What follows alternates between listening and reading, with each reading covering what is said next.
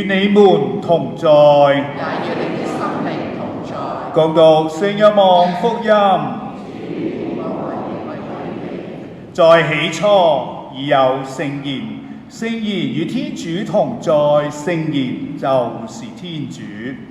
聖言在起初就與天主同在，萬物是藉着他而造成的，凡受造的，沒有一樣不是由他而造成的。在他內有生命，這生命是人的光，光在黑暗中照耀，黑暗決勝不過他。曾有一人是由天主派遣來的，名叫若翰。這人來是為作證，為給光作證，為使眾人藉他而信。他不是那光，只是為給那光作證。那照亮每人的真光正進入這世界，他已在世界上，世界原是藉着他造成的，但世界不認識他。他來到自己的地方，自己的人卻沒有接受他。但是凡接受他的，他給他們，即給那些信他名字的人權能，好成為天主的子女。他們不是由精血，也不是由肉慾，也不是由男慾，而是由天主生的。於是聖言成了血肉，寄居在我們中間。我們見了他的光榮，正如父獨生者的光榮，滿溢恩寵和真理。若翰為他作證，呼喊說：這就是我說的，那在我以後來的成了在我以前的，因他原先我已有。從他的滿盈中，我們都領受了恩寵，而且恩寵上加恩寵。因為法律是藉梅瑟傳授的，恩寵和真理卻是由耶穌基督而來的。從來沒有人見過天主，只有那在天主懷裏的獨生者，身為天主的，他給我們詳述了。上主的話。基督，我們讚美你。請坐。問一問大家一個好簡單嘅問題，你哋一定識答嘅。耶穌嘅12宗徒之中，最錫邊個呢？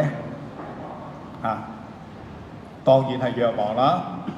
不過呢，即係我哋嘅信仰由宗徒傳落嚟㗎嚇，大家都我哋每一個星期每個主日嚟念信經嗰陣時候，我哋話我信唯一至聖子宮，從宗徒傳下來的教會，所以由宗徒傳過嚟嘅。咁宗徒呢，留低有幾個宗徒啦，留低咗一啲耶穌傳、耶穌嘅生平言行等我哋去認識佢。馬竇啦，我哋都識啦，係嘛？耶穌12宗徒之一啊嘛。馬爾谷咧，乜水嚟㗎？馬爾谷咧係伯多祿嘅徒弟，伯多祿嘅秘書，所以馬爾谷福音咧即係伯多祿福音，得唔得？路加有乜水啊？12宗徒嘅名冇佢嘅噃，係邊個啊？佢嘅師傅係邊個啊？佢嘅師傅咧就唔係12宗徒之一，而係耶穌喺大馬士革路上召叫嘅嗰個掃祿，後來改咗名叫做保祿。保祿嘅徒弟叫做路加，所以都係由宗徒傳落嚟嘅喎，即係啲福音係由宗徒傳落嚟㗎。咁若望梗係冇問題啦，12宗徒之一。但係咧個福音咧就伯多祿規定咗㗎啦，福音咧就只係由若翰出嚟宣講悔改開始，到耶穌升天為止。所以咧最短嗰本福音咧係馬爾谷，得16章嘅啫。真係咧好聽話，伯多祿講㗎嘛。於是由若翰洗者開始到乜嘢？咁夠唔夠厚啊？梗係唔夠啦！啲教友好想知多啲嘢㗎嘛，佢哋好想認識自己嘅信仰啊嘛。於是有人就會覺得，喂，咁究竟耶穌喺邊度嚟㗎？咁於是我哋咧就有兩本福音，將耶穌嘅童年史記載咗落嚟。邊兩本啊？馬可肯定唔係㗎啦。若望我哋啱啱讀㗎嘛，都唔係啊嘛。咁於是咧，其實就係馬竇同埋路加，佢哋咧就多咗耶穌出世嘅古仔。咁於是點啊？於是我哋咪有啲賢士咯，黃金、沒藥、乳香咯，係嘛？我哋有啲牧羊人啊、馬槽啊嗰啲嘢咯，就喺嗰度嚟嘅。若望咧就唔同啦，佢同耶穌同啲師兄弟一齊生活咗3年，佢足足用咗60年嘅時間去反省。哇！佢覺得耶穌，我呢個師傅真係冇得頂，我一定要將我所認識嘅耶穌流傳後世。所以佢寫嘅呢本《若望福音》咧，係過咗60年之後，差唔多係公元90年度先寫，係最後出嘅一本福音。但係若望寫得若望咧有一個野心，有一個雄心，佢要寫創世紀。大家正話聽到啦，係咪？我哋正話所讀嘅《若望福音》第1章第1節，開頭嘅3個字係咩啊？在起初。呢3個字喺邊度嚟㗎？創世紀第1章第1節就係在起初，天主創造天地，好唔 OK？所以《若望福音》係講創世紀，不過舊約嘅創世紀咧係啲應該點樣講咧？係講我哋嘅肉身嘅生活、物質嘅生活。但係若望用咗60年時間去反省，我哋嘅生命唔係死咗之後歸於塵土㗎，我哋仲有靈性嘅生命。所以佢所寫嘅《若望福音》，佢所寫嘅《創世紀》咧，係佢啟發話俾我哋聽，我哋嘅靈性生命係乜嘢。所以你會見到佢呢度講嘅第一樣嘢在起初已有聖言，天主點樣喺創世紀點樣創造天地萬物㗎？一開聲第一句就話有光，記唔記得？講嘅啫嘛，咁已經做到㗎咯喎。所以天主聖言係咁勁㗎嚇，咁有威力嘅。佢感覺到原來我嗰個師傅，我跟咗佢3年嘅師傅，就係天主口裏邊所講出嚟嘅説話，天主聖言。所以我哋一路讀正話所聽嘅第1章，話俾我哋聽，天主聖言就係天主自己，所以原來咧人類嘅生命唔係淨係得個臭皮囊嘅，仲有啲更加重要嘅嘢，嗰個咧就係我哋嘅靈性生命。其實講真，要栽培一個小朋友，唔係淨係靠父母㗎。佢喺一個鄉村度生活，喺農村嘅地方，要教一個小朋友，唔單止係父母，係成條村啲鄉親父理，個個日日見到佢都要教佢。喂，有冇規矩㗎你？教佢㗎。所以當我哋有小朋友，佢哋嘅靈性生命今日就誕生嘅時候，唔單止係代父母嘅責任去栽培佢，在場嘅各位兄弟姊妹，唔在場嘅基督教牧堂嘅教友，個個都好似一條村裏邊有呢個責任去教導呢個小朋友。意思即係話，我哋係咪應該要認識耶穌多啲啊？咁就即係要揾時間，真係勤力啲讀下聖經咯，聽多啲聖經嘅古仔咯。咁我哋先至有古仔講俾啲小朋友聽啊嘛。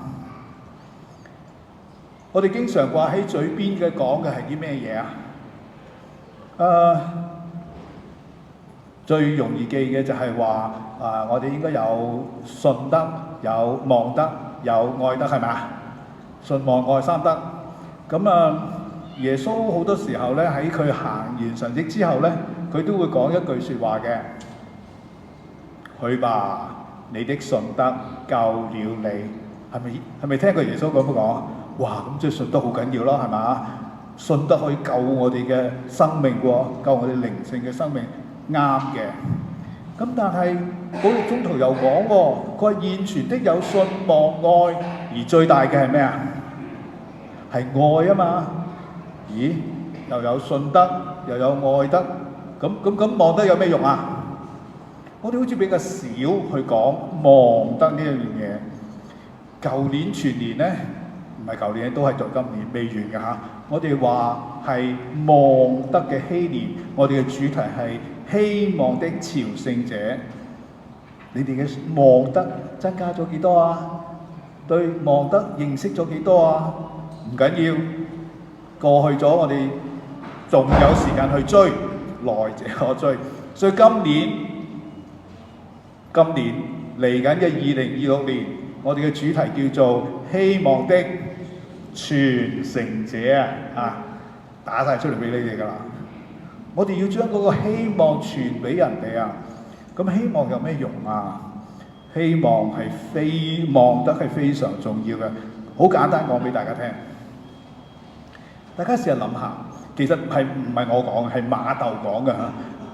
耶穌喺馬竇福音裏邊佢話唯有堅持到底才能得救。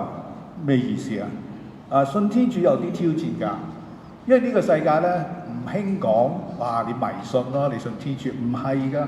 呢世上面有好多其他嘅勢力，其他嘅嘢，佢唔會即係鼓勵我哋信天主。所以我哋信天主咧係有難度、有挑戰、有失敗、有挫折，甚至因為信天主而受迫害，係咪？又發生呢啲嘢嘅喎。人咧，人生不如意事常八九，啱唔啱？唔係咁順利，咁於是輪到病起上嚟，自己辛苦啫，身邊嘅人辛苦啫。你慢慢都可能話天主我好辛苦啊，咁唔該你醫翻好我啦咁，硬係求咗佢咁耐，佢都冇聲氣嘅，冇乜改善嘅。慢慢你仲求唔求天主啊？有啲困難喎嚇。所以好重要嗰一樣嘢就係望德。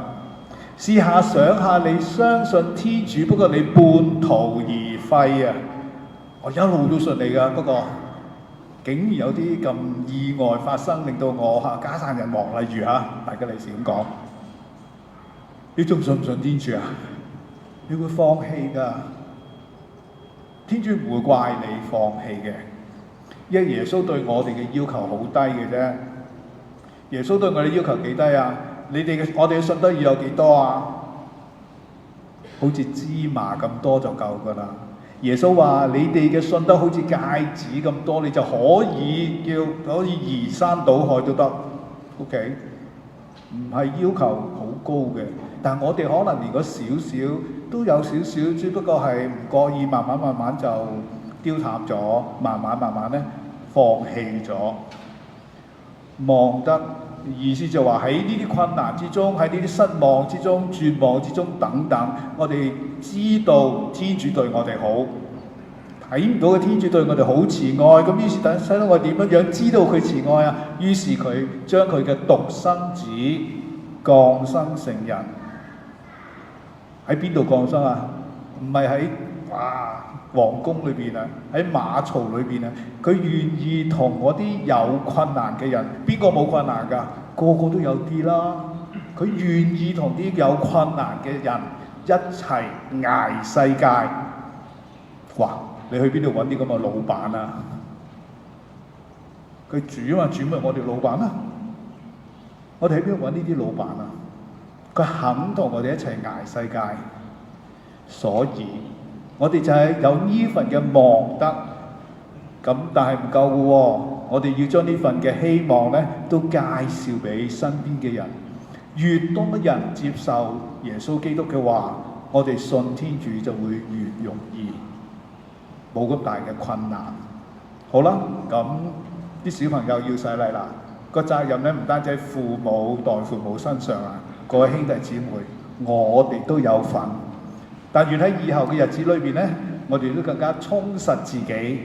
我哋對天主唔單止有信德，我哋唔單止喺個行動裏邊有愛德，甚至我哋能夠保存住嗰份嘅希望，將呢份希望傳俾身邊嘅人。